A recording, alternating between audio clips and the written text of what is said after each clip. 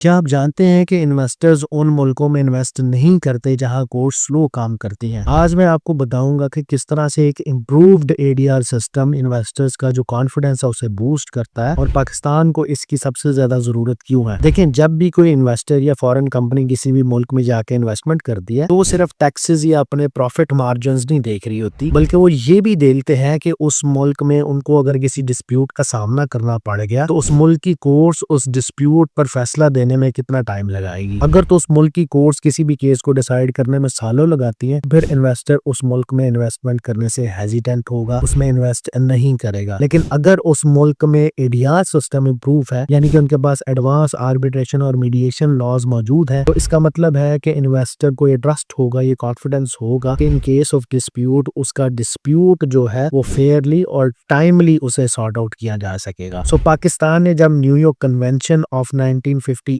को रेटिफाई किया या 2025 में सिंगापुर कन्वेंशन ऑन मीडिएशन को रेटिफाई किया, तो पूरी दुनिया के जो इन्वेस्टर्स हैं और फॉरेन कंपनीज हैं उन्हें ये मैसेज गया कि अगर आप पाकिस्तान में आगे काम करते हैं तो आपकी जो डिस्प्यूट सेटलमेंट है वो फेयर तरीके से होगी और आपके जो बिजनेस एग्रीमेंट्स हैं वो प्रोटेक्टेड है। मिसाल के तौर पे कि अगर कोई फॉरेन कंपनी आगे किसी पाकिस्तानी कंपनी के साथ काम करती है और उस बिजनेस कॉन्ट्रैक्ट में ऑलरेडी ये डिसाइडेड होता है कि इन केस ऑफ डिस्प्यूट उनका डिस्प्यूट किस आर्बिट्रेटर के पास जाएगा। अब लेट्स से कि वो आर्बिट्रेटर लंदन का है या सिंगापुर का है और डिस्प्यूट भी आ जाता है उन आर्बिट्रेटर्स के पास, वो चला जाता है। अब वो आर्बिट्रेटर्स जो लंदन या सिंगापुर में बैठे हैं उस डिस्प्यूट को सेटल कर देते हैं, अवार्ड को अनाउंस कर देते हैं, तो वो अवार्ड पाकिस्तान में ऐसे इन्फोर्स होगा जिस तरह वो पाकिस्तानी किसी कोर्ट का फैसला है। और इस अवार्ड को 2011 का जो हमारा एक्ट है रेकग्निशन एंड इन्फोर्समेंट का, उसके तहत इन्फोर्स किया जाएगा। सो यू सी के इन्फोर्समेंट मैकेनिज्म कितनी स्ट्रॉन्ग लीगल स्टेबिलिटी प्रोवाइड करता है और ये लीगल स्टेबिलिटी ही इन्वेस्टर्स को पसंद होती है और इसकी बुनियाद पर ही वो फैसला करते हैं कि उन्हें किसी मुल्क में इन्वेस्टमेंट करनी है या नहीं करनी है। सो जब भी हम अपने एडीआर सिस्टम को इम्प्रोवाइज करते हैं तो हम सिर्फ अपने जस्टिस सिस्टम को इम्प्रूव नहीं कर रहे होते, बल्कि हम अपने बिजनेस इन्वायरमेंट को भी इम्प्रूव कर रहे होते हैं और जो इन्वेस्टर्स का ट्रस्ट है उसे भी बिल्ड कर रहे होते हैं। आपकी इस बारे में क्या राय है? कमेंट सेक्शन में मुझे जरूर बताइएगा। इंशाल्लाह मिलते हैं नेक्स्ट वीडियो में। टिल देन अल्लाह हाफिज।